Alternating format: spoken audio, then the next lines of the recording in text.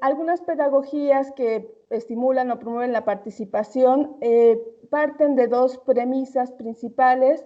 Una de ellas es que cuando se vive en la infancia experiencias participativas, cuando en la vida adulta se ejerce una ciudadanía mucho más rica, una ciudadanía con mucho más poder.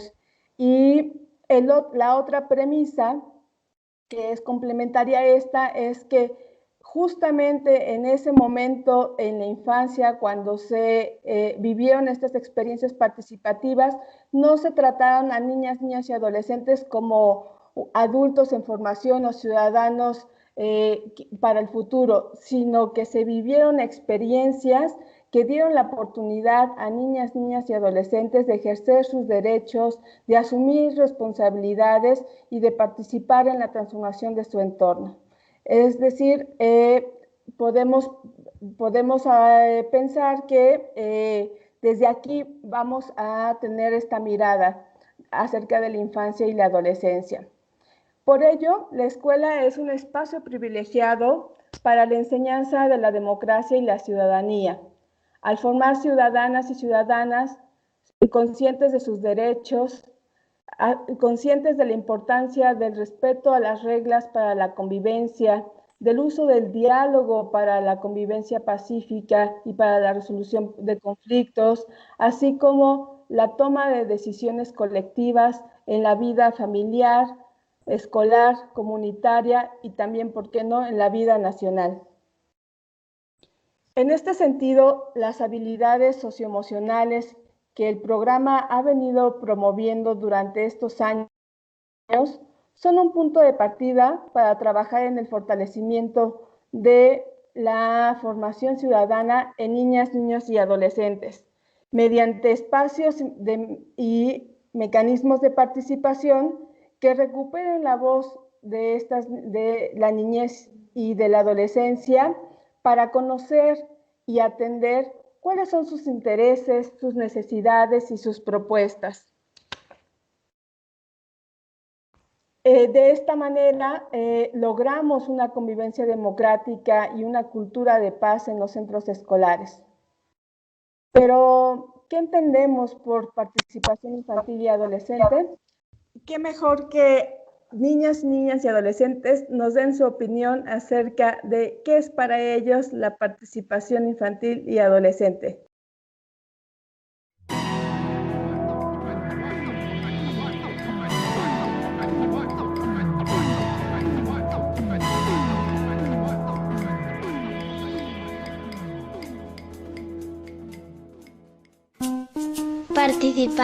Participar es...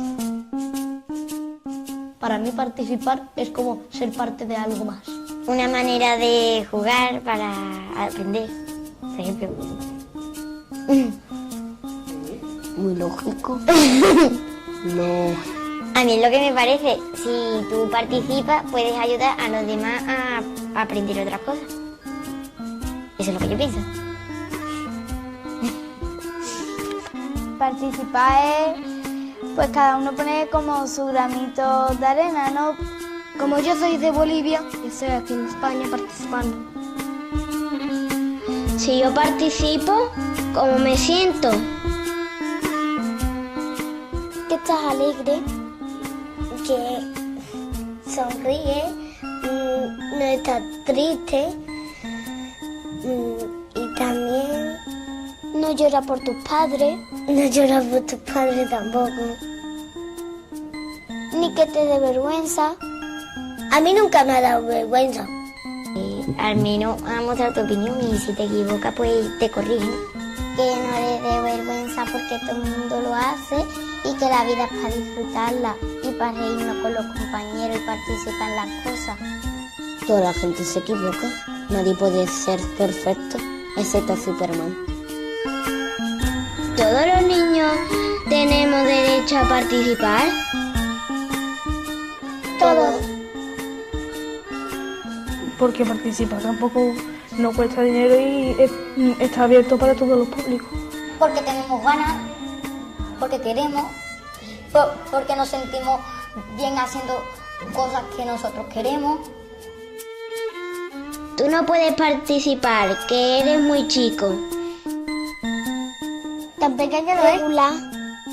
¿Tú qué sabes? Si yo tengo opinión, ¿no? Y dice, no, tú no puedes participar, tú eres muy chico. Y digo, ¿por qué? Aquí no pone ninguna regla que no pueda participar un chico. Soy chiquitita de cuerpo, pero no de piernas y brazos. Yo prefiero que me pregunten porque si hay una cosa que no me gusta, pero la ponen por mí, me molestaría porque yo quiero dar mi opinión. Pues yo les diría, ser grande o pequeño, de todos modos podemos hacerlo, aunque no queráis. Podemos y queremos hacerlo. Que eso nos gusta porque los niños tienen derecho a participar. Y da igual el tamaño, si eres chico o grande. Porque así lo digo la ley. Pues me dice mi padre, calladito soy más bonito. Pues yo le diría, enséñame. Dime lo que hay que hacer y yo participo. Pues yo lo intentaría, si me equivoco pues rectifico. ¿Y si yo no quiero participar? Adri, participa. No quiero. Lo hace guay. No. Ya, hombre. Me va a dar. No te va a dar.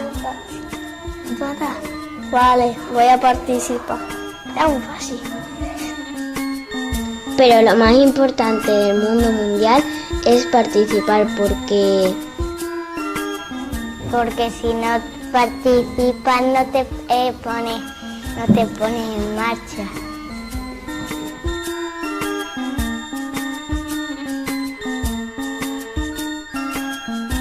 Nuestro agradecimiento a los niños y niñas de Candelaria, Fundación Monese, Asociación Juvenil Rutas.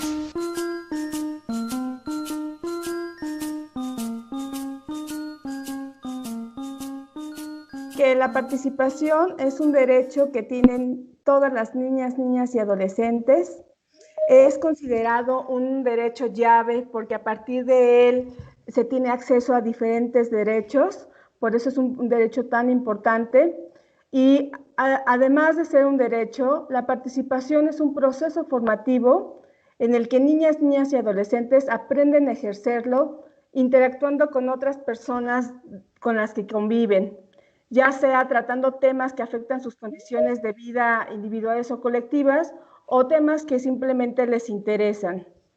Es importante tener en cuenta que para participar de manera genuina es necesario un proceso de participación en sí misma, no solamente para niñas, niñas y adolescentes, sino también para las personas adultas con quienes conviven, ya que les implica acompañar el proceso de desarrollo de las habilidades, conocimientos, actitudes y valores que se van fortaleciendo en niñas, niños y adolescentes, pero también para que estos adultos comprendan y tengan apertura a las transformaciones que estas competencias van generando en nuestras niñas, niños y adolescentes, siendo nuestros hijos o nuestros alumnos. Por ejemplo, una niña o un niño que tiene más desarrollado el sentido crítico, es muy posible que cuestione las decisiones familiares e incluso escolares o quiera participar en esta toma de decisiones. Es por eso que este proceso de aprendizaje también implica desmontar algunas creencias acerca del papel que tienen niñas, niñas y adolescentes y el que tienen los adultos en la sociedad, y más concretamente en los entornos familiares, escolares y comunitarios. Para que esta participación se desarrolle, se requiere del acompañamiento de adultos significativos, por ejemplo, madres, padres, tutores, en el caso de la escuela, el personal docente y directivo, quienes tienen la responsabilidad de contribuir a generar las condiciones para que estas niñas, niñas y adolescentes vivan la participación de manera genuina. Es decir, que estén las condiciones para que las niñas, niños tengan información, para que puedan opinar, para que puedan proponer y decidir. En este sentido, es importante señalar que de esta manera se evita que sea una participación simulada. Por ejemplo, participar no es únicamente estar presente en un evento o salir a hablar en público o que nos tomen en cuenta, nos tomen nuestra opinión, pero que no se tome en cuenta.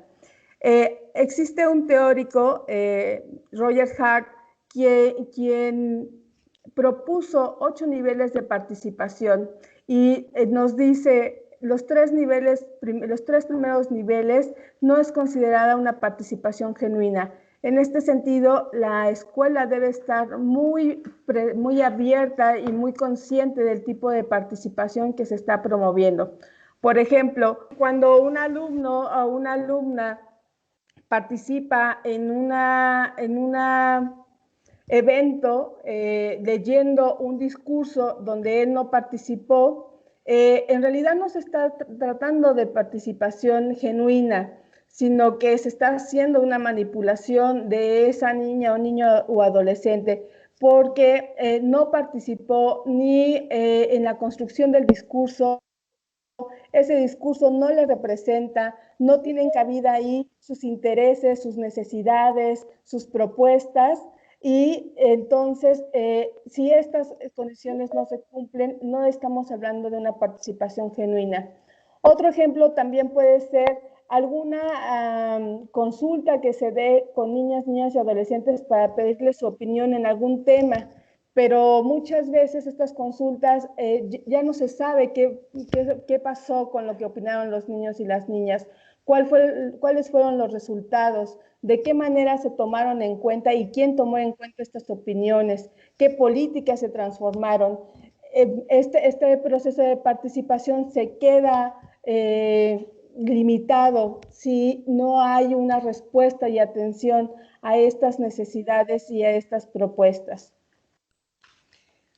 Para que sea un proceso genuino de participación, es importante y tenga un verdadero valor educativo, es importante que los niños puedan tener una participación informada, que puedan planificar, que puedan organizarse, coordinar, que puedan proponer, debatir, tomar decisiones, ejecutar y evaluar.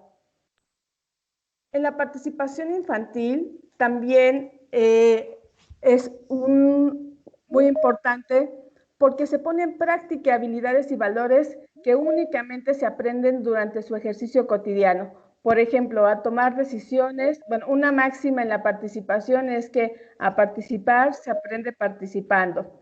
A tomar decisiones se aprende en el ejercicio de la capacidad de decidir. También se aprenden valores como la solidaridad en este ejercicio y no únicamente desde un aspecto cognitivo, desde un aspecto teórico, se aprende en la vivencia, en lo vivencial. La participación infantil y adolescente es también una fuente de desarrollo personal y educativo que promueve la autoprotección y la resiliencia. Para ello, son necesarios espacios permanentes de comunicación con el alumnado, donde se promueva la escucha activa, donde se promueva el autoconocimiento, la aceptación, la valoración de sí mismos, como condiciones necesarias para fomentar la seguridad y la confianza. Esto es muy importante y ha sido importante durante mucho tiempo, pero se vuelve todavía más importante en este contexto que estamos viviendo. El día de ayer vimos cuál es la importancia de que los niños y adolescentes puedan hablar acerca de lo que les gusta, lo que no les gusta, lo que sienten, de qué manera se sienten ante diferentes situaciones. Entonces, en este momento, la participación se promueve y a la vez se promueve esta autoprotección y esta resiliencia. ¿Cuáles son las características de la participación? Bueno, pues primero que nada que sea activa, que sea sistemática y permanente. Se trata de poner en práctica y en marcha espacios y mecanismos de participación permanente que promuevan y que favorezcan procesos de participación sistemática. Como les decía, no se trata de que un día de manera esporádica solamente alguien participa y en un bailable, por ejemplo, en alguna ceremonia cívica, sino que se requieren espacios y mecanismos que constantemente estén tomando en cuenta a niñas, niñas y adolescentes. Por ejemplo, las asambleas y los proyectos escolares, que es la propuesta que el programa está planteando para este ciclo escolar. Otra característica es que debe ser voluntaria. La participación surge del interés genuino por formar parte de un asunto que nos interesa o que nos afecta. Esta participación puede motivarse, pero jamás imponerse. La participación no es una imposición. Otra característica es que la participación infantil y adolescente promueve la autonomía progresiva en niñas, niñas y adolescentes. Y esto quiere decir que gradualmente estas niñas y niños van tomando decisiones, van ejercitando y van fortaleciendo su capacidad para tomar decisiones y hacerse responsable de ellas. De manera gradual, desde preescolar, se pueden promover procesos de participación. Ya nos decían en el video que si se es muy pequeño para participar, y nos decían estos niños y niñas que pues no se es demasiado pequeño. En todo caso, por eso es necesario un acompañamiento de los adultos significativos, porque un niño o niña puede participar desde preescolar. Les decía que participan en cuestiones también de evaluación. Por ejemplo, cuando una educadora somete a evaluación con sus niños una actividad, de si les gustó, si no les gustó, si lograron entender, por ejemplo, el cuento, si proponen alguna dinámica diferente o trabajar con otros materiales. Ahí estos niños y niñas están participando, están evaluando y también están dando pautas a la profesora para planificar sus próximas actividades.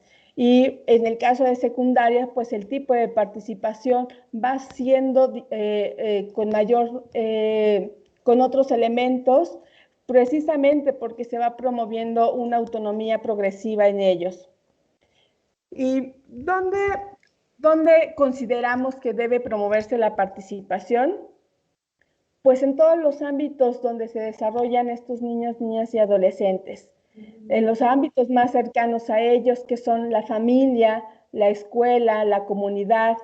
Y esto es con la finalidad de tener un proceso formativo que sea integral y que sea consistente, es decir, que no haya un divorcio entre lo que se aborda y se aprende en la escuela y lo que se vive en casa, o viceversa, sino que cada uno de estos ámbitos sea una posibilidad para ir fortaleciendo estas capacidades, actitudes, valores y conocimientos para el ejercicio de su ciudadanía. Muchas veces vemos que tenemos como máxima, por ejemplo, en casa, de, bueno, tú no puedes opinar o no puedes hablar porque estamos hablando los adultos. Y qué difícil es cuando en la escuela estamos promoviendo otra cosa y en casa dicen, calladito te ves más bonito. Por eso se necesita la complicidad y la corresponsabilidad entre todos los ámbitos de convivencia. Pero ¿por qué hay que promover la participación infantil y adolescente en la escuela? Pues hay muchísimas razones, muchísimas. Nosotros solamente les vamos a presentar algunas que consideramos que son muy relevantes. Y la primera de ellas es porque da la oportunidad a la escuela para que se reinvente con la propuesta de niñas, niñas y adolescentes. Esta es una gran oportunidad. Francesco Tonucci, que es un pedagogo y un investigador que tiene un proyecto muy importante y muy interesante a nivel internacional, que son las ciudades amigas de la infancia, nos dice que cuando escuchamos la voz y la opinión de niñas, niñas y adolescentes, nos da la oportunidad de ver las cosas de otra manera, de darle salida, de dar salida o soluciones a una situación que tal vez como adultos no vemos. Él mismo señala, por ejemplo, que en el Principito se comenta que todos nosotros como adultos alguna vez fuimos niños. El problema es que se nos ha olvidado. Y porque se nos ha olvidado y tenemos otra lógica de funcionamiento y de ver el mundo, es que por más que tengamos empatía, no podemos ver nuestra cosmovisión y nuestra mirada no puede ser la de un niño, una niña, un adolescente. Es necesario tomarlos en cuenta, sobre todo en este contexto en el que nos encontramos actualmente.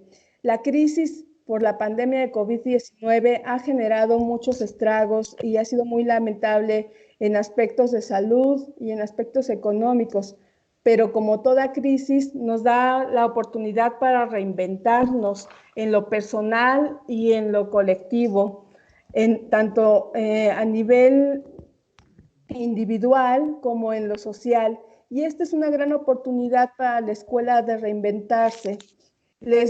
Hay una frase que me hace mucho sentido porque es muy profunda, que utiliza la población con discapacidad. Y esta es: nada de nosotros sin nosotros. Y extiendo esta reflexión en el ámbito educativo también, de nada de la infancia sin la infancia. Y en esta idea de reinventar la escuela, de someterla a una valoración a partir de esto que estamos viviendo, es que yo pregunto, ¿en qué momento les hemos preguntado a las niñas y adolescentes cómo se sienten? ¿Qué es lo que piensan? ¿Cuáles son las expectativas que tienen acerca de la escuela? ¿De qué manera en este contexto a distancia están trabajando? ¿Cómo se sienten ante este contexto a distancia? ¿Cuáles son los retos que están enfrentando? Y ustedes, igual que nosotros, tenemos un compromiso muy grande porque ofrecer las mejores condiciones educativas para nuestros alumnos y nuestras alumnas en la educación básica, pero se nos ha olvidado algo muy importante, que es cuál es su mirada, ellos qué piensan. Finalmente, ellos también son parte de la comunidad educativa. Es importante considerar su opinión, es importante tenerles en cuenta, porque nosotros planteamos desde el terreno educativo un perfil de egreso que implica que los alumnos sean participativos, tengan juicio crítico, sean conscientes del entorno donde viven, pero ¿cuántas veces les damos la oportunidad de que eso se vaya desarrollando de manera genuina desde la escuela, incluso desde nuestros ámbitos familiares? Entonces, es una invitación para reconsiderar. Últimamente hemos visto varios foros donde hay muchos adultos repensando la escuela, que esta crisis por la pandemia de COVID-19 nos obligó incluso a ver la escuela desde otra mirada. Y generalmente yo veo a solo adultos, sí a especialistas, sí a tomadores de decisiones, sí a políticos, pero ¿y dónde están los niños? ¿Y dónde están las niñas? Pocas veces o sola una única vez he visto la opinión de niñas o niños o jóvenes en el caso de media superior. Entonces, esta es una invitación a que este sea un pretexto para tomarlos en cuenta. Y como les dije al principio, esta no es una concesión de nosotros como adultos, no es una situación de que somos muy buenas personas, sino es su derecho participar, es su derecho porque forman parte de esta sociedad y también para ellos está representando todo un reto, esta nueva normalidad, esta nueva forma de convivir desde el confinamiento, y será también algo muy importante el escenario o el contexto en el que regresen a las escuelas. que estamos conscientes que no, que las condiciones no serán igual que cuando se fueron. Entonces sí es importante que los tomemos en cuenta en esta repensar la escuela. Y bueno, otras de las condiciones es el cumplimiento de los derechos de niñas, niñas y adolescentes. Como les decía, este derecho está establecido en diversos documentos, tanto internacionales como nacionales. Por ejemplo, la Convención de los Derechos del Niño, que del artículo 12 al 17 se abordan los derechos relacionados con la participación.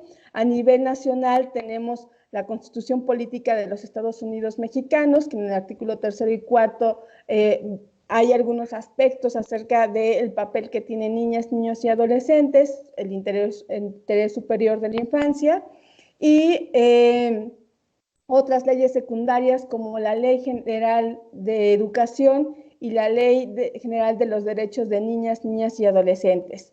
Entonces, también se trata de promover la participación desde una perspectiva de derechos.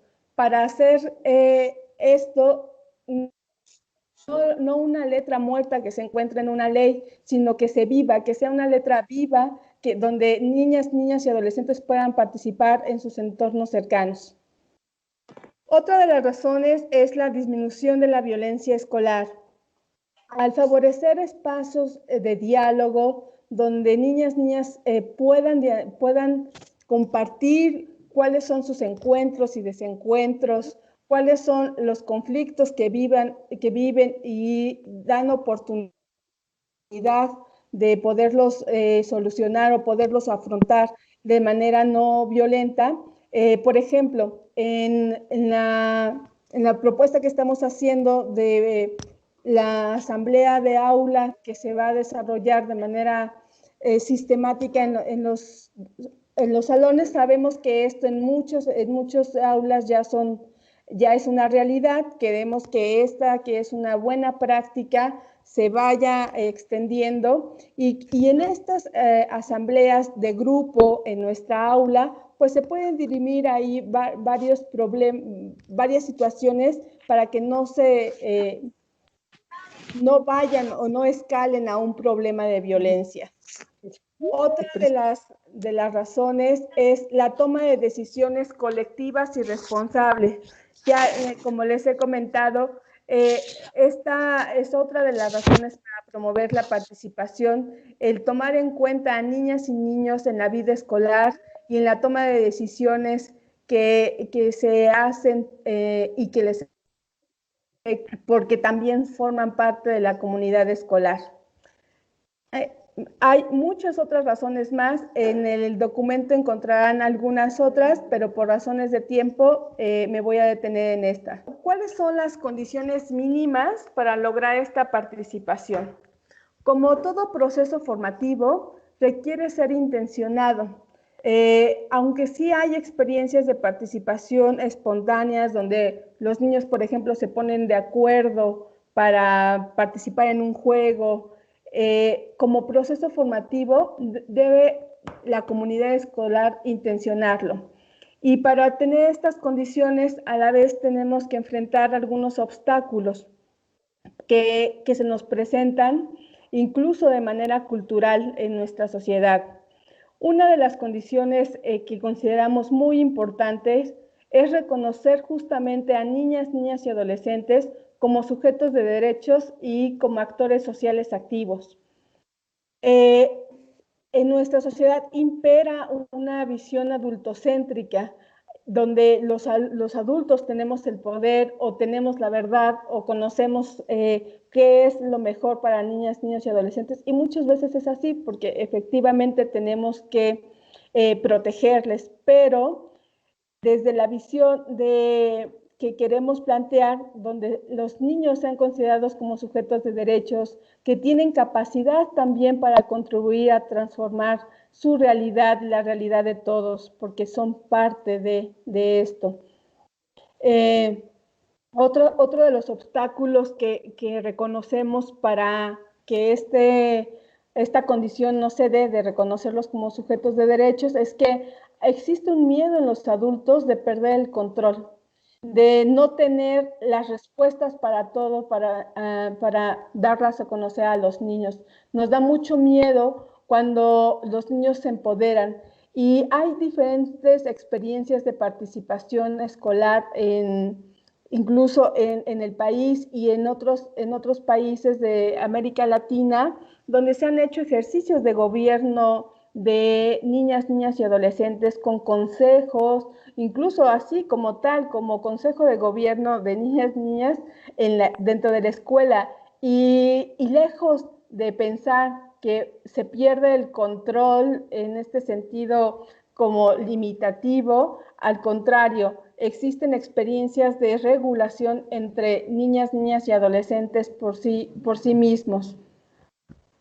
Entonces, pues no pensemos que el empoderar va a implicarlas que quemen o cierren la escuela, porque por eso hay un proceso de acompañamiento de parte de nosotros y por eso lo que nos decían los niños al principio en el video es que pues si se equivocan, pues pueden aprender y pueden reaprender en este proceso participativo y en este proceso de aprendizaje que implica la participación. Que no nos dé miedo empoderarlos. Este empoderamiento servirá para que sean personas más conscientes, para que sean personas más seguras, para que sean personas con mayor libertad, y para que sean personas más responsables. Otro obstáculo que nos lleva que tenemos que salvar para tener esta condición mínima para reconocer a niñas, niños y adolescentes es que creemos, hay algunas miradas de la infancia que creemos que no son capaces de entender las cosas o no son capaces de decidir y que por ello únicamente los adultos tenemos que decidir y velar por ellos y por su protección. Y no es así. Seguramente en las aulas ustedes han visto el nivel de autonomía que van alcanzando las niñas, niños y adolescentes, que por supuesto entienden digamos, atendiendo también a su nivel de desarrollo cognitivo y social, pero esta mirada a la infancia donde pareciera que es de provista de cualquier capacidad, pues no es así.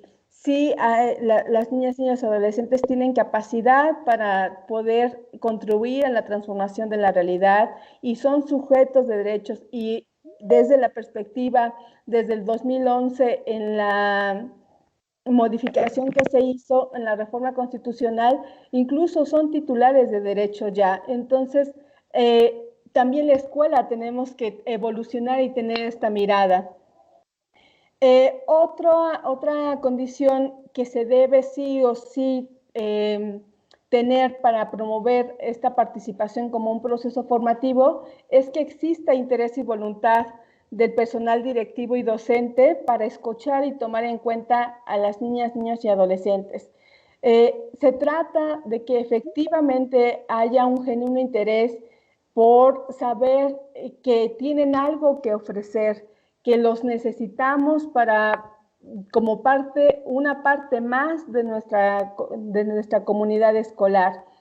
Tampoco estamos diciendo que sea la única opinión que impere o que participar quiere decir dejarlos hacer todo lo que se quiera, sino pues este proceso de acompañamiento también implica el destinar un espacio para dar este acompañamiento. Como todo proceso formativo, pues sobre todo al principio requiere de más seguimiento y por eso consideramos que una de las condiciones es que si ya existe interés genuino y voluntad de personal directivo y docente, pues se destina un tiempo para darle seguimiento a estos proyectos y a estas asambleas, incluso para tomar en cuenta en el proyecto escolar de mejora continua. Bueno, otro elemento es el involucramiento de las familias. Como les decía, lo que buscamos es que haya una congruencia entre lo que se forma en los distintos ámbitos de convivencia de los niños, niñas y adolescentes. Es muy importante, esto lo vamos a abordar más adelante, y ya como muestra tenemos un botón en esta situación de aprendizaje en casa. Otra condición importante es la gestión escolar democrática, y para ello tenemos que enfrentar un obstáculo que nos ha llevado mucho tiempo, y afortunadamente tenemos avances ahí, de trabajar en estructuras escolares verticales y de una gestión rígida. En esta gestión escolar democrática es importante saber quiénes toman las decisiones, cómo se toman esas decisiones, acompañados de quiénes validan esas decisiones, quiénes se hacen responsables de esas decisiones, para poder lograr justamente una gestión democrática. ¿A qué le denominamos escuelas democráticas? Pues trabajar en escuelas democráticas requiere de una serie de políticas, prácticas de gestión pedagógicas que generen condiciones como las siguientes. La escuela vista como una institución igualitaria que permita ir avanzando en la eliminación de la reproducción de la desigualdad social, que precisamente no estamos diciendo que con esto vamos a resolver las problemáticas que son multifactoriales en cuestión de sus causas y de su impacto a la sociedad, pero sí podemos avanzar en disminuir esta desigualdad social, y una manera, ayer hablábamos también de la perspectiva de género, es buscar igualdad de oportunidades entre niñas y niños, rechazar cualquier tipo de discriminación y asegurar la equidad en el aprendizaje de todo el alumnado. Sabemos que hay diferentes estilos, ritmos y barreras para el aprendizaje, pero la función del personal docente, directivo e incluso nosotros como padres y madres de familia es asegurar que haya equidad en el aprendizaje, y así también estaríamos hablando de una convivencia inclusiva. La escuela también como un espacio abierto a la autonomía y a la creatividad, precisamente para que las niñas y niños se sientan cercanos a lo que aprenden a la escuela, que sean de acuerdo a sus necesidades e intereses. En este sentido, necesitamos metodologías abiertas y flexibles como las que ahorita les estamos proponiendo. Ya tenemos con los cuadernos del alumnado una plataforma. Ahora vamos a que estos niños pongan en práctica estas habilidades socioemocionales a través de asambleas y proyectos escolares. Más adelante voy a pasar ya a la propuesta, precisamente para que el alumnado pueda tener el desarrollo de un pensamiento crítico, avanzar en un razonamiento lógico-deductivo y alejarnos de procesos memorísticos. La escuela como impulsora de prácticas pedagógicas que permitan un desarrollo personal y social a la par de los saberes del currículum vigente. Ahora actualmente sabemos que es tan importante la escritura, la lectura, las matemáticas como el desarrollo personal y social. Les decía que ahorita actualmente sabemos la importancia también del desarrollo de habilidades socioemocionales, que la inteligencia emocional va ligada a la inteligencia académica, o lo dirían los psicólogos, al IQ, y que a muchas veces Goleman es uno de los partidarios de eso. Podría decir, a veces es un factor más importante para un desarrollo en el aspecto laboral. La escuela como una estructura horizontal, empezar a cambiar una estructura rígida y que permita una gestión democrática en la toma de decisiones. Para ello necesitamos impulsar, y eso ya lo vienen trabajando a través de los diplomados de directores y supervisores e incluso con los consejos técnicos escolares, a un liderazgo colaborativo, donde el personal directivo utilice también la experiencia y la formación de su personal docente para tomar decisiones. La escuela, esta me encanta, como facilitadora en la mejora de la humanidad, porque precisamente necesitamos fomentar vínculos afectivos mediante el diálogo que se origine en las comunidades escolares para establecer acuerdos a favor de acciones, no solamente para el bienestar individual, sino también colectivo.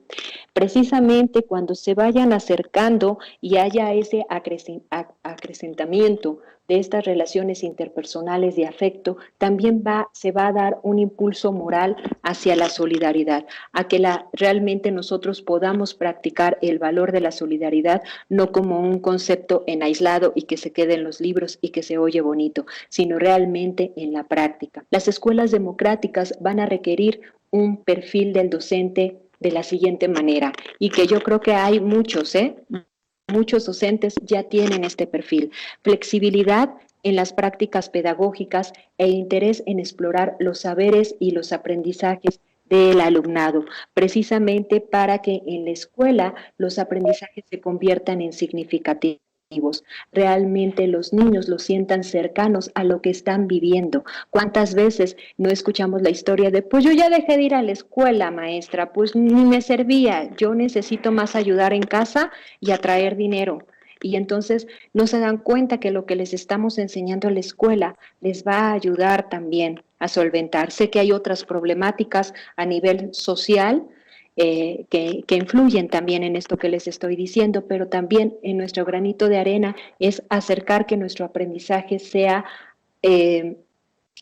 un poco cercano a la realidad que están viviendo las niñas, los niños y los adolescentes. La vocación para aprender junto con el alumnado, no solo transmitir conocimientos, sino poder desarrollar en ellos la capacidad de aprender a aprender, lo que conocemos como la metacognición, con diferentes metodologías para llegar al conocimiento científico. Una de esas metodologías son las asambleas escolares, pero también hay otras que el docente puede sacar provecho de su formación y de su experiencia profesional para acercarlas al alumnado. El respeto y la valoración de la diversidad. Esto no solamente se hace con contenidos pedagógicos, sino también con el propio ejemplo del docente para que sea él un estímulo y un ejemplo de lo que es el ejercicio de la tolerancia, y que precisamente se vea visible el derecho democrático a pensar de manera diferente y a valorar estas diferencias que tenemos con el otro, no como una fuente de conflicto, sino como una fuente de enriquecimiento mutuo para realmente poder trabajar en equipo. Ahí yo les decía, tenemos un eje, el tercer eje de los cuadernos del alumnado, que aquí se puede poner en práctica, una visión autocrítica y de mejora constante. El docente generalmente está evaluando su práctica educativa, ya sea de manera personal o con el apoyo de las instituciones, de nosotros, estamos evaluando y apoyándolo, y entonces de esta manera él puede seguir actualizando su formación docente, y eso también le sirve en su desarrollo personal. Tener una actitud abierta a la investigación y experimentación, precisamente para descubrir el placer de enseñar junto con el alumnado. Y bueno, el placer de enseñar y aprender me faltó, junto con el alumnado. ¿Cuántas veces no tenemos la falsa idónea que, como es el profesor, tenemos que saberlo todo? Y ahí me regresaría a los materiales que tenemos de la sesión pasada. En la guía del docente explicamos ahí en la parte de estrés laboral que el docente no tiene la obligación de tener que saberlo todo. Lo que tiene que ser es un facilitador del conocimiento, y en el momento en que él aprenda junto con su alumnado, también le está enseñando al alumnado. Otra característica es la utopía y esperanza para ser agentes de cambio. Precisamente, si estamos formando a los futuros ciudadanos, qué mejor que sea a través de nuestro ejemplo, donde ellos puedan saber que ante ciertas circunstancias injustas puede haber mecanismos para poder, no sé, volver a hacer valer sus derechos, a no ser vulnerados en sus derechos, a no ser violada su dignidad o a recibir faltas de respeto, ¿no? Entonces, es necesario poderles dar esa capacidad al alumnado. Otra es precisamente, esta me gusta mucho, una concepción de disciplina escolar como un compromiso mutuo entre la curiosidad, la libertad y la disposición que tienen las niñas, los niños y los adolescentes de aprender, y la creatividad, la responsabilidad y el compromiso que tienen los docentes de enseñarles. Una disciplina escolar no es entendida como un conjunto de reglas que hay que seguir y entonces estás calladito, sentado y escuchándome todo lo que yo sé. Bueno, sé que ahorita por esta cuestión de saneamiento así estamos, pero esa no es la disciplina escolar. La disciplina escolar tiene que ser vista como un medio que facilite una convivencia pacífica y que facilite los aprendizajes. Una de las condiciones básicas para que se dé la participación genuina es el involucramiento de las madres, padres de familia y o tutores. Y qué mejor que seguir utilizando esta alianza que ya se dio por este confinamiento. Yo lo vería así, es una de las fortalezas que dio esta situación de la pandemia del COVID, esta alianza que se está dando entre las familias y las escuelas para que ellos cooperen en las acciones colaborativas que tienen las escuelas y haya apertura a la participación de las familias en asuntos de gestión escolar, de aprendizaje, porque ya ahorita se están siendo los padres y las madres de familia quienes estamos apoyando a los docentes a impartir este conocimiento a nuestros hijos del ámbito comunitario y de la construcción de una convivencia pacífica, inclusiva y democrática, así como de entornos escolares seguros. Diría Cecilia Fierro, la convivencia, esa todos la tenemos, pero gestionar que sea con estas características, inclusiva, pacífica y democrática, es una tarea constante y de acciones donde se involucre toda la comunidad escolar. En este sentido, ya tenemos algunos mecanismos para incentivar la participación de las madres y padres de familia. Tenemos asociaciones de ellos y de tutores, reuniones escolares para la entrega de calificaciones, que aún, de verdad, una felicitación a todo el sistema educativo, aún en el contexto de pandemia, no se ha parado, se han hecho virtuales, se han hecho por medio del correo, por medio de WhatsApp. Sé que hay ciertas comunidades que no tienen estos medios, pero se ha buscado la forma, inclusive ahorita que están dando los libros de texto gratuitos, se buscan las formas. Pero la educación, y ahí decía el niño, ¿no? Si no participas, no te pones en marcha. La educación sigue en marcha, aún con áreas de oportunidad en este proceso que todos estamos emprendiendo en avances.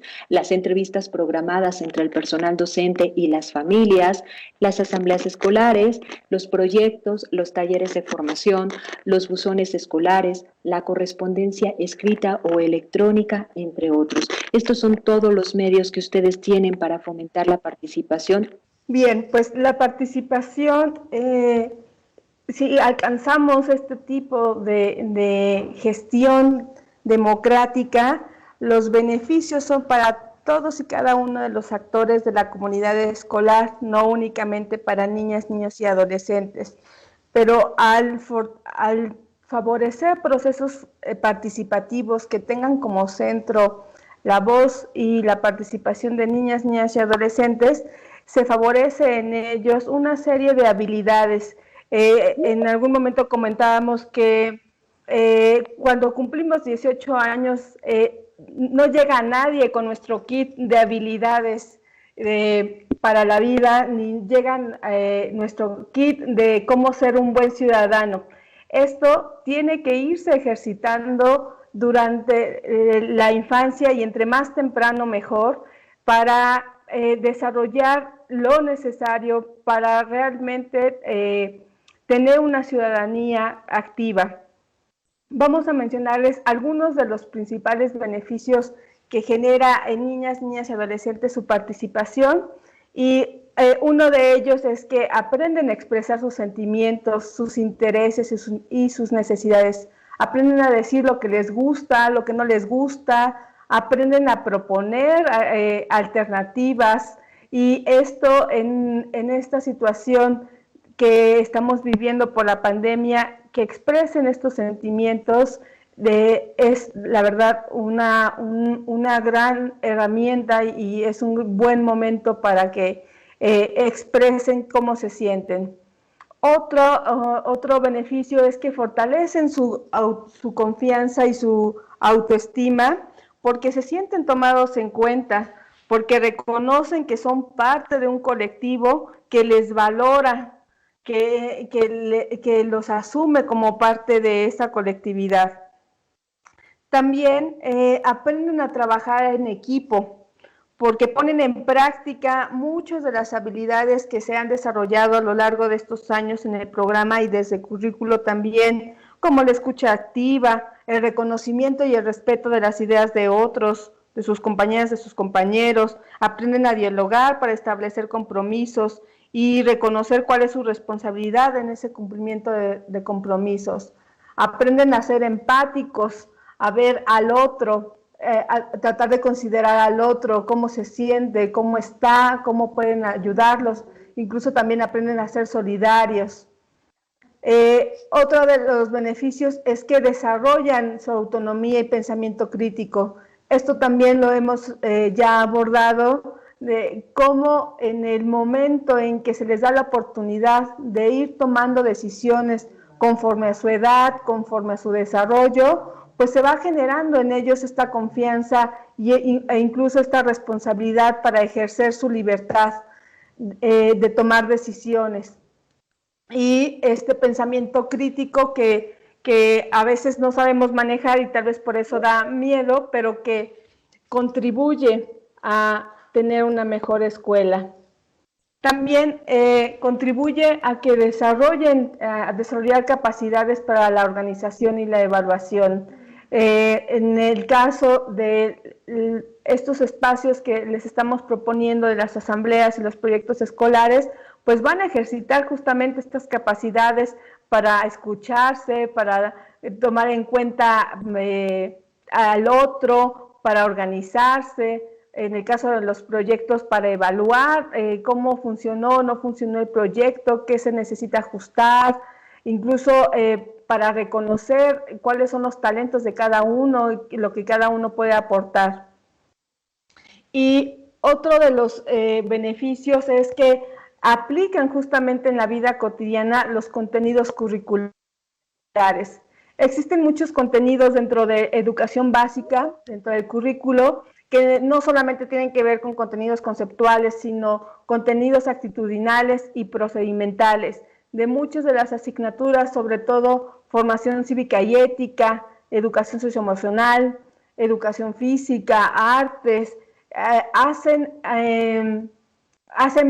digamos, da la oportunidad en estos procesos de participación donde ellos están, pues de poner en juego y aplicar todos estos contenidos que se han ido desarrollando a lo largo del trayecto formativo. Pero decíamos, no solamente para niñas y adolescentes existen beneficios, también para el personal docente.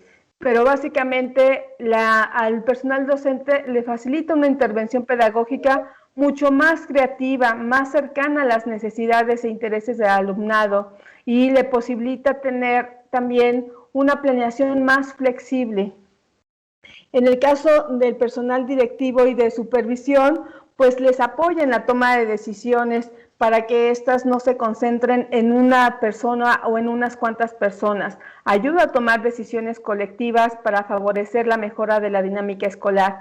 Y al tomar estas decisiones colectivas también hay responsabilidades colectivas, donde cada uno de los actores se comprometen porque fue parte de esa decisión, o así debería ser.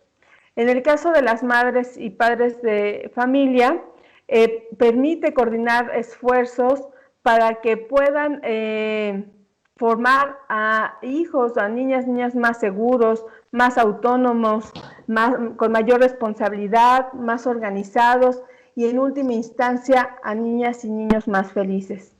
Es importante tomar en cuenta que en las escuelas democráticas tampoco todo es color, todo es miel sobre hojuelas, y es importante no idealizarlas.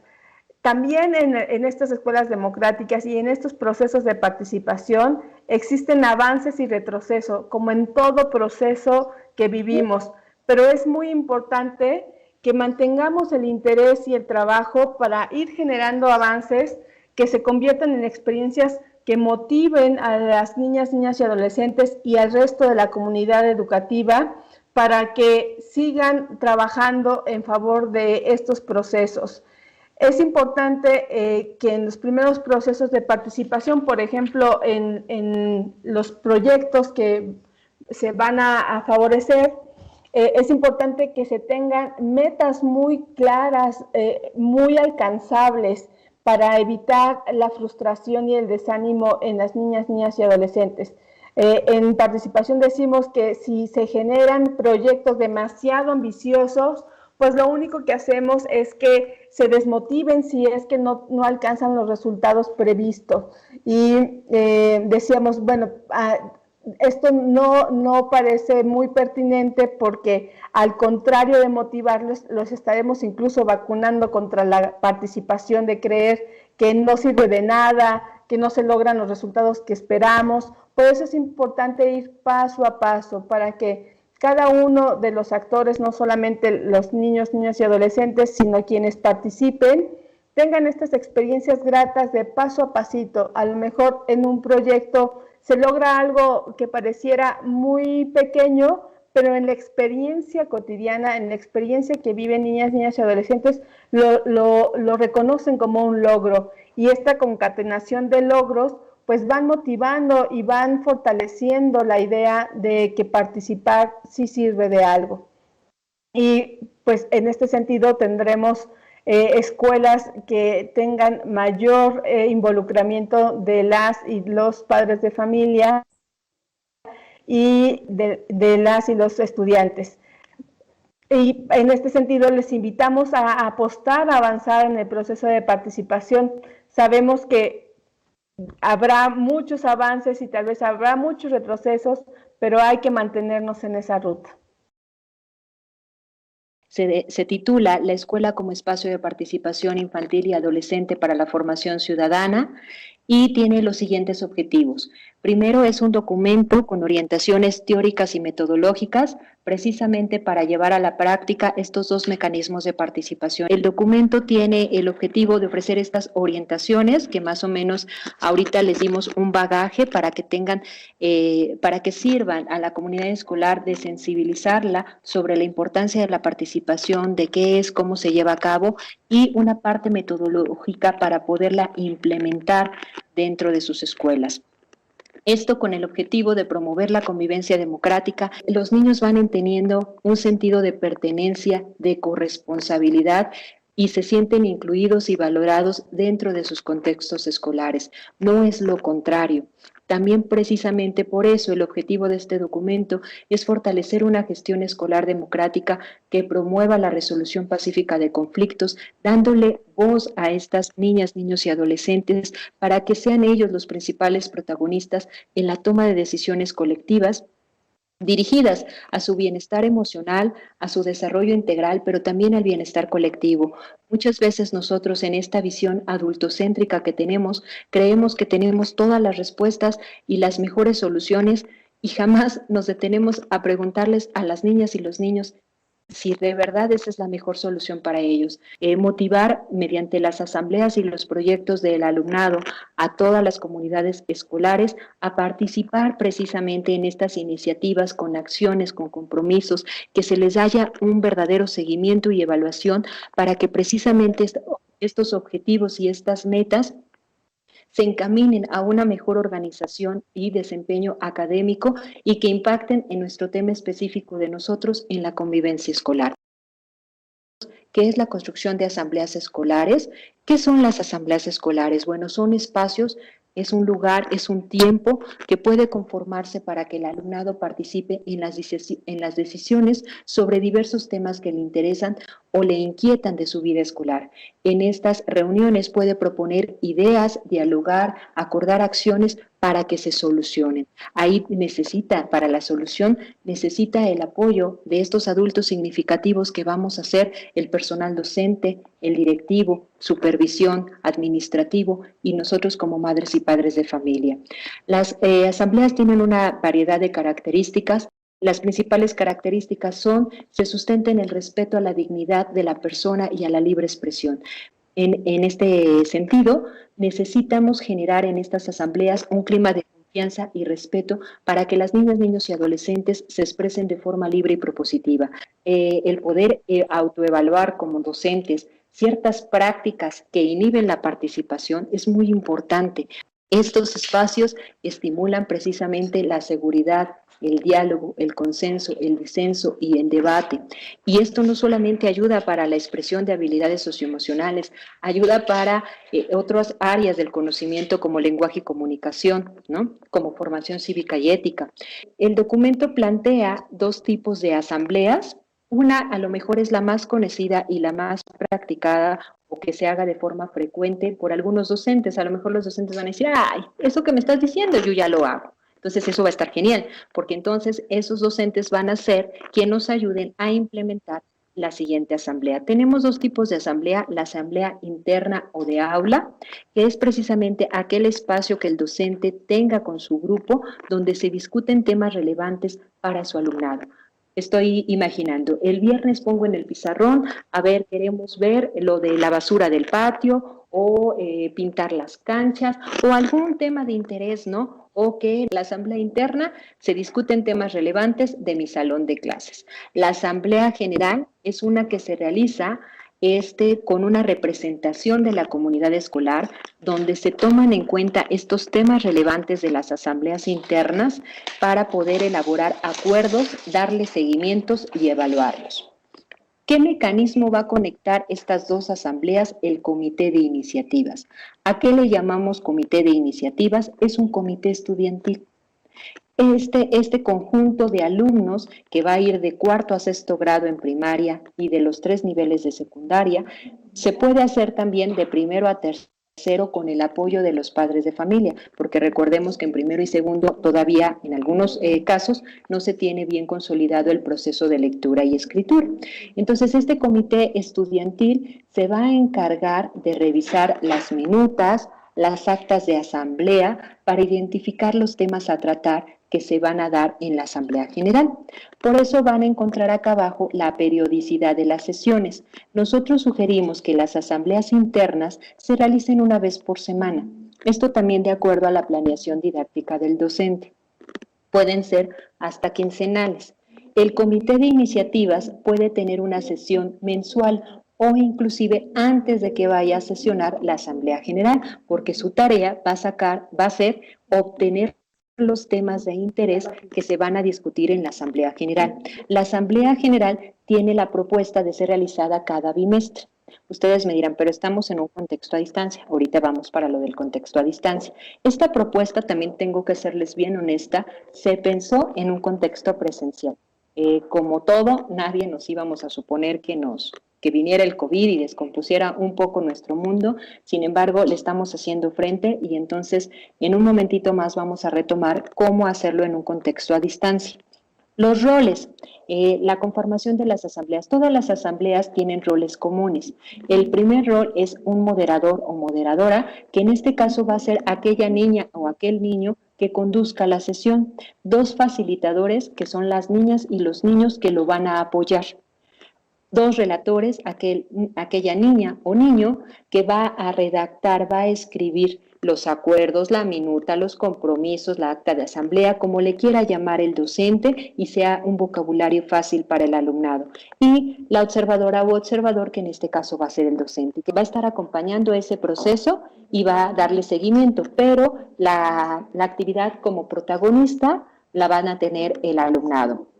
Luego tenemos en la Asamblea General, son los mismos roles, pero por ahí nos decía una maestra, si no se nombra no se visibiliza. Quisimos nombrarlos de manera distinta porque como incluyen una representación de la comunidad escolar, se van a elegir de forma democrática por votación y van a tener otros nombres. También esto va ligado a la estrategia de que los niños puedan vivenciarlo, hablarles acerca de la democracia como esta forma de gobierno, de la Cámara de Diputados y Senadores. Y para muchos adolescentes me dicen, ¿y eso qué, maestra? O sea, no cambia nada, nuestro país sigue igual, ¿no?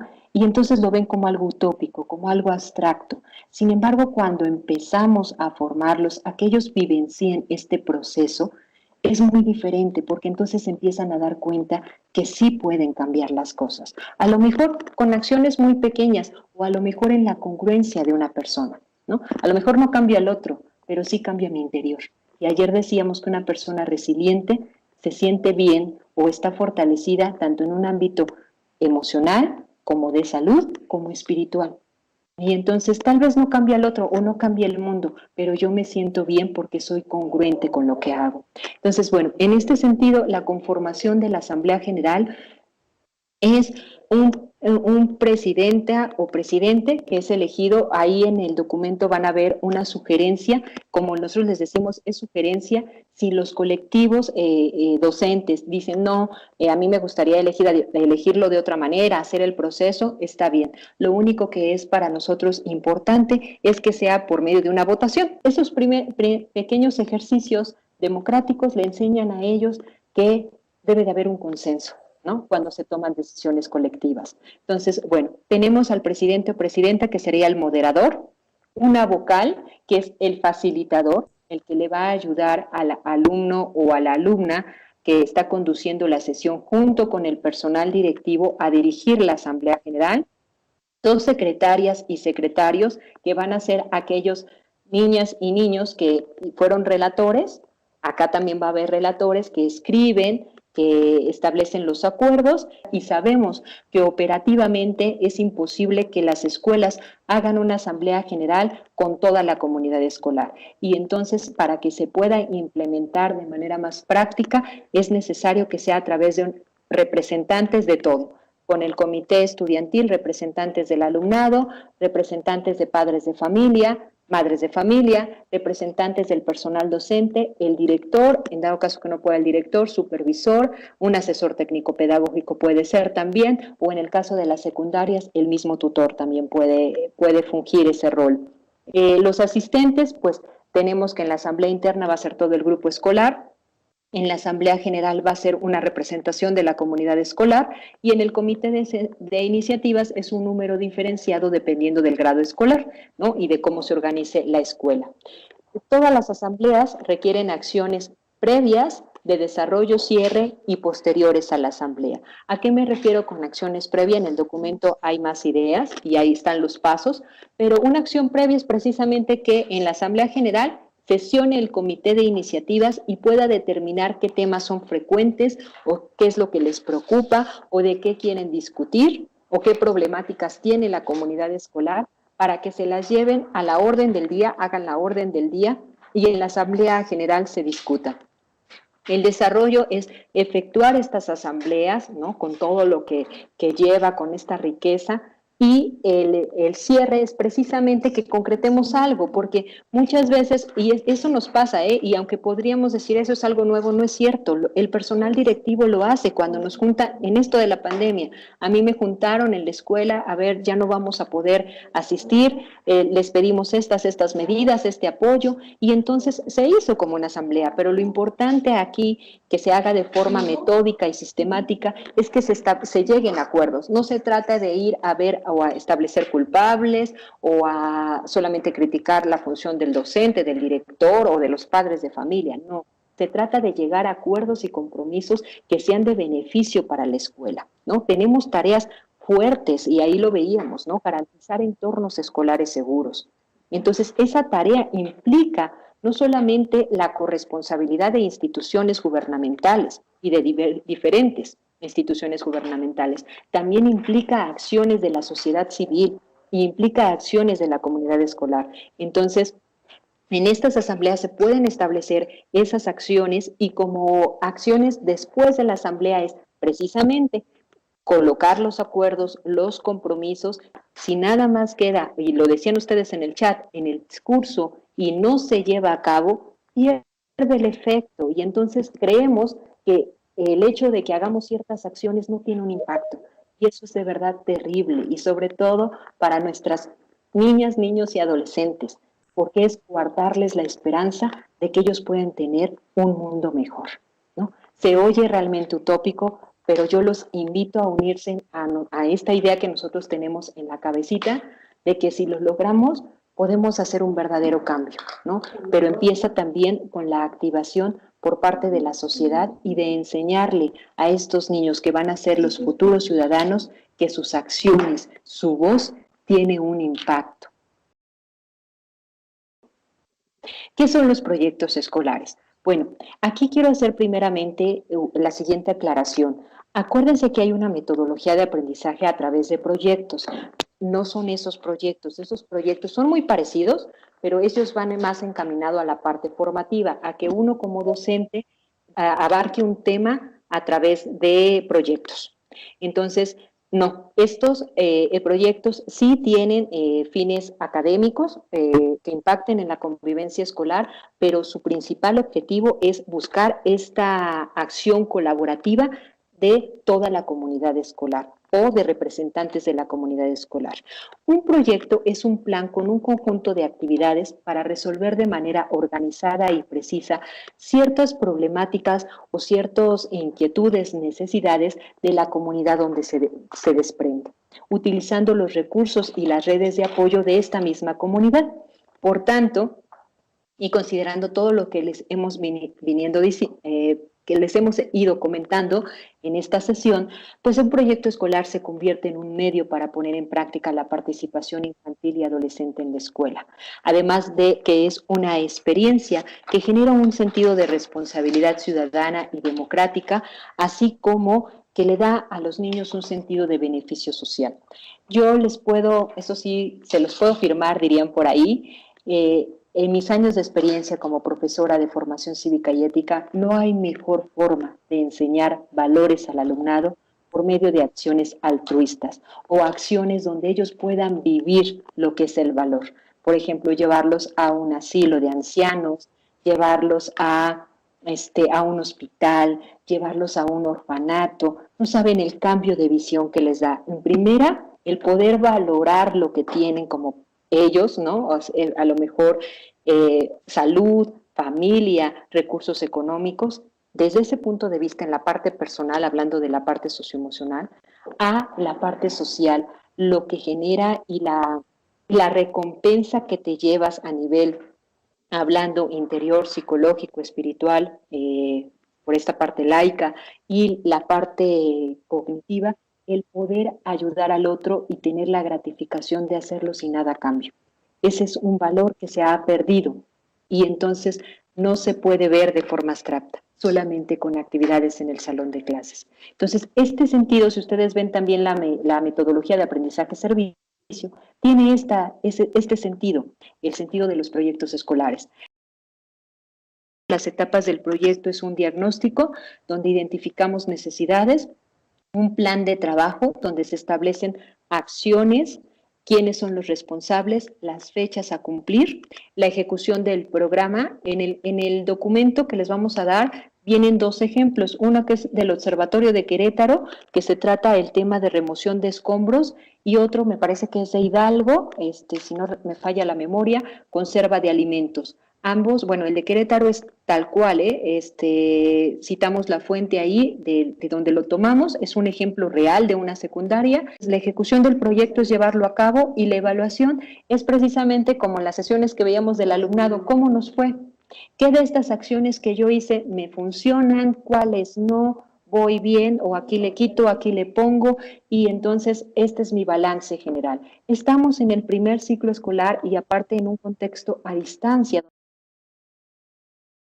Otra forma de incentivar la participación infantil y adolescente es por medio de la elaboración de acuerdos de convivencia escolar, para que precisamente esta convivencia sea justa y pacífica, y que los estudiantes tengan un mayor compromiso, no solamente de establecer acuerdos, sino de seguirlos y de establecer compromisos para subsanar aquellas veces que se incumplan estos acuerdos. Por ahí, Landeros y Chávez en el 2015 tienen un documento que se llama Análisis de Reglamentos de Convivencia Escolar, donde estas investigadoras hacen una muy bonita labor al investigar 600 reglamentos escolares de escuelas mexicanas de educación básica, y yo creo que para sorpresa de ellas y también de nosotros, solamente 3 de esos reglamentos tenían la participación o contaban con la participación genuina del alumnado. 3 solamente, de 600. Entonces, esta información y otras que ustedes nos comentaban aquí, porque también hay iniciativas estatales que ya van de la mano de esta cuestión de la participación, nos hace ver la necesidad de que precisamente el alumnado participe, no solamente en la construcción de acuerdos, sino en su seguimiento, en su reelaboración si es necesario, para que identifiquen que cuando yo incumplo una norma también estoy violando un derecho, y cuando violo un derecho estoy haciendo un daño. Entonces, es muy necesario que hablamos de una reparación de daños en la resolución de conflictos, hablando de habilidades socioemocionales, pero no les enseñamos al alumnado cómo reparar ese daño, ¿no? O sea, nada más es como un castigo y lo ven impuesto por la sociedad, no lo ven como una consecuencia a sus acciones. Si queremos realmente que las personas aprendan a tomar decisiones y se den cuenta que sus acciones van a tener una consecuencia positiva o negativa, es por medio de esto, ¿no? De que ellos puedan participar en el ajuste de acuerdos y normas. Y precisamente, ¿qué son los acuerdos? Son compromisos que establecen las y los integrantes de la comunidad escolar de manera participativa con el fin de regular la vida en común y de poder gestionar esta convivencia con estas tres dimensiones. Los acuerdos para la convivencia escolar en el aula y la escuela como una práctica colaborativa y participativa de los centros educativos que tiene el objetivo de brindar orientaciones y recomendaciones que impulsen la elaboración de estos acuerdos, pero con la característica que se rescate la voz del alumnado para que precisamente sean ellos quienes digan estoy construyendo una cultura de paz y que a su vez coadyuven en su seguridad escolar. Así garantizamos también que estamos respetando sus derechos. Entonces, bueno, algunos de ustedes ya han visto en fase piloto este documento, ahorita ya lo van a tener en sus manos de manera formal, y nada más me resta hacerles una breve síntesis de los pasos que estamos proponiendo y cómo se enlaza este documento con la práctica de las asambleas, sobre todo. Puede ser otro mecanismo distinto. Nada más, repito, lo importante es que se lleve a cabo la participación infantil y adolescente en la construcción de estos acuerdos. Nosotros proponemos primeramente, como el día de ayer, elaborar un diagnóstico. ¿De qué? De mi convivencia.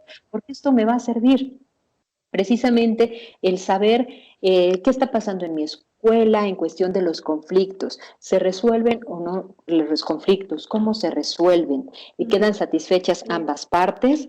¿Se les da seguimiento? ¿Siempre es la misma aplicación de la norma o hay diferencias? ¿Hay un seguimiento? ¿Realmente impacta en la convivencia esta norma que estoy yo poniendo en mi acuerdo de convivencia, en mi reglamento, porque sé que tiene diferentes nombres, ¿no? Yo sé que en un aspecto formativo, bueno, las reglas las utilizamos más en mecanismos o procedimientos, y para en un aspecto social decimos más normas o acuerdos. El título que ustedes le quieran poner, pero que se haga con esta visión formativa y no punitiva ni coercitiva, ¿no? Ahí también hay estilos de cómo ver la disciplina escolar. La otra, el siguiente paso es trabajar con las niñas y niños y adolescentes la importancia de construir acuerdos, ¿no? Tercero, elaborar acuerdos para la convivencia, primero por aula. Ahí podemos utilizar la asamblea interna, ¿no? A ver, yo como docente, ¿cuáles son los puntos, niños, que creen que son necesarios para tener una buena clase? Y entonces ya empiezan las niñas y los niños a decir sus ideas mediante una lluvia de ideas, y después el comité de iniciativas puede hacer su función a través de sacar los acuerdos más representativos o más frecuentes o más ingeniosos, también puede ser más creativos, y establecerlos por grado. Después, esos por grado se van a ir a la Asamblea General, y entonces con una representación de madres, padres de familia, del personal docente, del directivo y de alumnado, hacemos los acuerdos de convivencia escolar de toda la escuela, ¿no? Bueno, valga la redundancia, pero bueno, considerando a todos los grados, ¿no? Y entonces ya después procederíamos a difundir estos acuerdos, porque estamos diciendo que en la Asamblea General solamente va a haber una representación. La difusión de los acuerdos para la convivencia hacia las escuelas, luego establecer mecanismos para su seguimiento y evaluación. Por eso es muy importante que sean dialogados y consensuados con las comunidades escolares, ¿no? Muchas veces vienen problemáticas por eso, pero en cuanto nosotros sacamos y decimos, a ver, esto fue consensado en una asamblea general, lo discutí con mis madres y padres de familia, con mi alumnado, y estos son los acuerdos. Además, el personal directivo también tiene ya experiencia en este sentido. En algún momento recuerdo la capacitación del año pasado que me decían, bueno, bueno, pero que no contrarreste la Ley General de los Derechos de Niños, Niños y Adolescentes, la Ley General de... Claro, o sea, también yo creo que tenemos sentido común, ¿no? Si el acuerdo es expulsen a Juanito porque molesta a todos, pues sabemos que eso no podemos tener nosotros como personal docente y directivo ese acuerdo a favor, porque precisamente se le está negando el derecho a la educación a un niño o a una niña, ¿no? Entonces, el sentido común ahí va a ser, y precisamente el apoyo del personal directivo, su apoyo de ustedes en asesorar a esto a las escuelas va a ser muy valioso. Y precisamente que sea un documento vivo. Un documento, ese es el paso 7, que permita estar en constante renovación y actualización para que precisamente sirva a las comunidades escolares en satisfacer las necesidades y resolver las problemáticas que en cuestión de convivencia se vayan suscitando con el paso del tiempo y con las innovaciones que traemos, ¿no? También traemos ahí ciertas opciones en los protocolos de ASEAN, en otros protocolos, que pueden ser incorporadas ahí y que pueden dialogarse en la comunidad escolar. Bueno, por el momento hasta aquí voy a dejar este documento de acuerdos y me voy a pasar brevemente a compartir con ustedes algunas sugerencias que tienen en el mismo tenor la Comisión Nacional de Mejora Continua de la Educación, que les habíamos dicho que nosotros hicimos la revisión de estas guías de los 3 grados de preescolar, primaria y secundaria, y nos dimos a la tarea de detectar qué sugerencias traían ellos en cuestión de participación y encontramos un punto de coincidencia con lo que trae el Programa Nacional de Convivencia Escolar. En el tema de la participación infantil y adolescente, el material de Mejoredu, específicamente el de primaria y secundaria, coincide con nosotros que es importante que las niñas, niños y adolescentes se involucren en la construcción de acuerdos para estas nuevas formas de convivir con las otras y con los otros, y sobre todo cuidando las medidas sanitarias. ¿Qué proponen o qué acciones proponen ellos? Pues precisamente que se coloquen carteles con las medidas para la sana distancia, para evitar algún contagio. Proponen también, y esa es una propuesta de nosotras, yo veía... esta es una experiencia como madre de familia. La primera clase virtual que tuvo mi hijo de 2º grado con su maestra, que yo la amé, fue establecer su acuerdo de convivencia. Lo primero que hizo fue sensibilizar a las niñas y los niños de la importancia del micrófono, ¿no? Que ahorita lo vemos, ¿no? Del micrófono, de cómo si ellos entraban y lo abrían y entonces se oía la abuelita o se oían los gritos de la mamá o del papá, que no escuchaban a la maestra, que se iba a la intersección, que les lastimaban sus oídos. Bueno, fue... la labor tan buena de la maestra, que en el momento en que ella empezó a establecer los acuerdos y que les pidió sus ideas, varias manitas fue que mantengan su micrófono apagado. Y entonces ya fue un acuerdo y ella, claro, lo elaboró, son niños de 2º grado, 7 años, les dijo, bueno, ok, cuando yo diga su nombre, ustedes van a eliminar imagínense niños de 2º grado, de 7 años, que están primeramente en una computadora, ¿no? Un aparato electrónico que pueden manipular, que están solitos y que pueden tener el control de algo. Entonces, se autorregulan ellos mismos al entender la importancia del por qué se les está diciendo las cosas.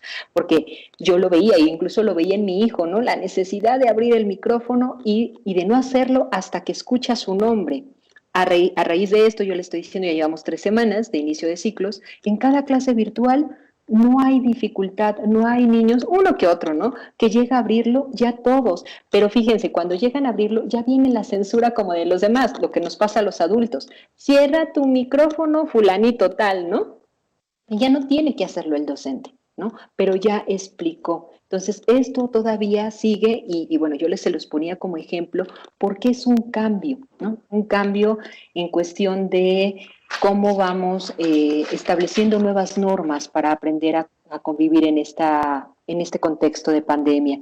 En el caso de nivel secundaria, pues nos ofrecen o nos piden que nos apoyemos con los tutores para que no solamente se establezcan estos acuerdos, sino también se dé un poco de contención y soporte socioemocional, sobre todo porque en la secundaria es una etapa donde yo me atrevería a decirlo, aunque de verdad tuve alumnos fantásticos, más que ir a la escuela a qué voy a aprender el día de hoy, pues voy a ver cómo viene Perlita, ¿no? O cómo viene Pedro, ¿no? Hoy a la escuela y a poder charlar con mis amigas y mis amigos. Y entonces los jóvenes están sufriendo este distanciamiento social porque somos seres gregarios, ¿no? Buscamos ese contacto social. Entonces ahí nos ponen que el tutor puede establecer algunas sesiones de intercambio donde los alumnos o el alumnado, para ser incluyente, puede conversar de diferentes cosas que estén pasando en su vida, y también ahí tendríamos un ejercicio de una asamblea interna. Construir redes de apoyo, eso ya lo habíamos abarcado un poquito el día de ayer, pero voy a enfatizar algo porque me llegó el día de hoy, y muchas gracias, Carlos.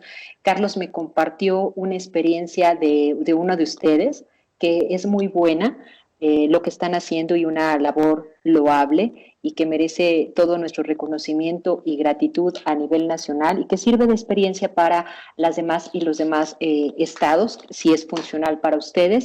Estas redes de apoyo que nos proponen aquí, que es que al alumnado, las familias, el colectivo docente de una misma zona escolar puedan realizar ciertas estrategias y recursos para aquellas poblaciones que no tienen acceso a las tecnologías, como en este caso estamos usando nosotros. Y entonces él me comentaba que hay una coordinación local que, en lugar de estar haciendo, como ya ahorita no se pueden, las visitas de seguimiento a las escuelas, están haciendo visitas de seguimiento a aquellos niños focalizados que tienen alguna necesidad, y entonces van a las casas de esos niños, ¿no? Y entonces conviven un poco con la familia, cuidando las medidas sanitarias, ¿no? Y se da en los estados donde se tiene esa, por eso les dije, es una sugerencia, donde se tiene permitido hacer eso. Y entonces tratan de dar un poco de contención emocional con lo que ellos ya saben del programa. Y entonces de esta manera están apoyando a seguir garantizando el desarrollo de habilidades socioemocionales, lo que ya hace al programa una convivencia armónica al interior de las familias, y están también cumpliendo su meta de dar seguimiento. Tenemos algunas actividades que se diseñaron para poder trabajarse en el contexto de la capacitación. Estas actividades se diseñaron para un contexto presencial, pero pueden modificarse para trabajarse a distancia o esperar cuando el semáforo epidemiológico esté en verde para poder tener trabajo con grupos, aunque sea muy reducido. La primera actividad que les planteamos se llama alineación estadística, y esta tiene el objetivo de reconocer la importancia de la participación infantil, pero sobre todo analizar los factores que pueden influir para favorecer o obstaculizar esta participación. Para nadie es desconocido que pues vivimos diferentes Méxicos en esta misma nación, y que hay diferentes condiciones que nos llevan a tener mayores o menores posibilidades para participar de parte de niñas y adolescentes. Esta actividad tiene ese propósito, reconocer algunos de estos factores que sobre todo limitan. Y bueno, la actividad consiste en presentar algunos datos estadísticos donde las y los participantes están, sin conocer el porcentaje, tienen que adivinar o adivinar qué porcentaje es el que considera que se encuentra en esa situación. Por decirles un ejemplo, el porcentaje, por ejemplo, de infantil y adolescente que vive en pobreza extrema. Finalmente, no desconocemos todas las condiciones adversas que vive una gran parte de nuestra población en términos económicos, sociales y culturales.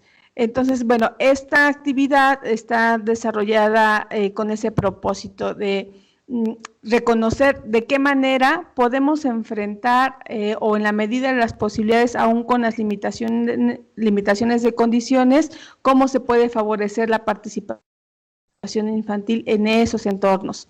La segunda actividad se llama reconociendo qué tipo de participación hemos incentivado, y tiene algunos propósitos. Por un lado, sensibilizar acerca de la importancia de la participación infantil y adolescente desde un entorno más personal.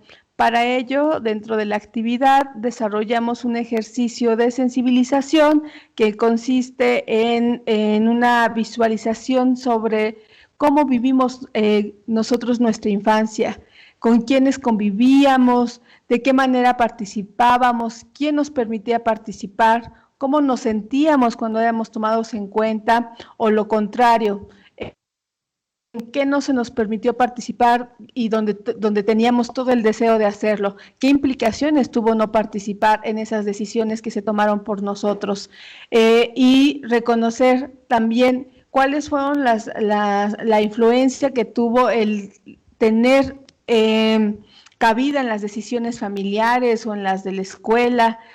Aquí más bien es reconocer la infancia de cada uno y cómo vivió este proceso de participación o no. En un segundo momento se identifican los niveles de participación infantil y sus beneficios tomando en cuenta la escalera de Roger Hart que al principio de la exposición les comentábamos. Él hace una propuesta de 8 peldaños que corresponden a 8 niveles de participación, y aquí se hace un ejercicio para poner algunas situaciones para que las y los participantes puedan identificar a qué nivel de participación pertenece.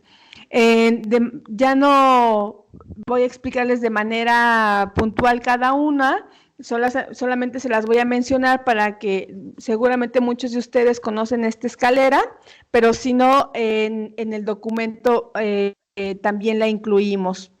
En el caso de la escalera de Roger Hart, hay 3 niveles de participación que no se consideran participación genuina, que es la manipulación, que es cuando los niños no entienden el asunto donde participan ni lo que están haciendo. Solamente son utilizados para transmitir ideas y mensajes de los adultos. Lo que les decía un poco hace rato, un discurso que está en un evento de la escuela o incluso en algún evento político, pero donde el alumno o el niño o niña nunca participó y no le representa. El segundo nivel es la decoración, y se utiliza, aquí es cuando se utiliza la participación de niñas y adolescentes solamente de forma decorativa para apoyar una causa, pero sin que ellos comprendan esa causa o estén involucradas, por ejemplo, en la organización del evento. Un ejemplo de esto es cuando los niños asisten a un evento y usan playeras en favor de una causa que no entienden y solamente están ahí como decoración, o cuando invitan a un coro infantil a un evento, no sé, cultural o político, y solamente van, se presentan y ya no hay ninguna otra implicación. El tercer peldaño es la participación simbólica, que es cuando los niños participan, pero sus opiniones no se toman en cuenta. Por ejemplo, cuando los maestros seleccionan a un niño que tiene capacidad para expresarse, que tiene buena oratoria, pero en realidad no representa a sus alumnos a sus compañeros porque no fue elegido por ellos. Estas 3 primeras niveles no son consideradas participación genuina de acuerdo a Roger Hart. El siguiente peldaño es la participación asignada pero informada. Aquí las niñas, niños y adolescentes no inician el proyecto, pero sí son informados y comprenden cuál es el objetivo de su participación y de las acciones que van a desarrollar. Aquí un ejemplo puede ser el rescate de espacios en la escuela o la limpieza de un parque, donde ellos son convocados, quieren asistir, saben cuál es el propósito y lo hacen. El quinto peldaño, el quinto nivel corresponde a participación consultada e informada, que es cuando se solicita la opinión de niñas, niños, adolescentes en cómo va a ser su participación en determinado proyecto. En este peldaño los niños sí comprenden el objetivo y sus ideas sí son tomadas en cuenta. Por ejemplo, cuando hay un paseo escolar programado por la escuela, por la dirección o por el docente, pero se consulta al alumno a qué lugar visitar y se decide con base en sus propuestas. Es decir, la actividad ya estaba programada, una salida, pero los niños deciden a dónde salir. El sexto peldaño es la participación iniciada por un adulto, pero con decisiones compartidas con niñas, niños y adolescentes. Y aquí, en este nivel, se da una relación de igualdad. Las decisiones son tomadas tanto por los adultos como por los niños y propicia que ellos entiendan la importancia de los compromisos elaborados entre unos y otros. Por ejemplo, cuando el alumnado planea conjuntamente con el director las actividades del paseo, es decir, no solamente deciden dónde ir, sino qué actividades van a desarrollar durante el paseo. El séptimo nivel corresponde a la participación iniciada por la población estudiantil, por las niñas, niñas y adolescentes, que son proyectos que inician ellos de manera original y ellos deciden qué hacer y lo llevan a cabo. Y los adultos participan solamente si las niñas y niños necesitan apoyo. Aquí, por ejemplo, el ejemplo sería cuando un alumno organiza por sí mismo un torneo de fútbol, no sé, a la hora del recreo, ¿no? Y ellos mismos establecen sus normas, sus horarios, quienes participan, y ahí en realidad no hay una participación de los adultos, a menos que ellos lo necesiten. Y el último peldaño implica la participación iniciada por el alumno con decisiones compartidas con los adultos. Aquí las niñas, niños y adolescentes inician y gestionan el proyecto, sin embargo, involucran a los adultos y colaboran con ellos y piden que los adultos colaboren con ellos para lograr los propósitos del proyecto. Y aquí un ejemplo sería, por ejemplo, el rescate de un espacio público, de un espacio verde, algún proyecto ambiental diseñado por niños, donde piden el apoyo de los adultos para, por ejemplo, gestionar ante las autoridades algún apoyo. Entonces, bueno, en esta actividad se presentan diferentes situaciones donde los participantes, a partir de esta escalera, obviamente sin que tengan cuál es el nivel, van posicionando la situación con el nivel que corresponde. Entonces, bueno, ahí hay una identificación de los diferentes niveles de participación y al final hay compromisos para motivar la participación en las escuelas. Gobierno de México.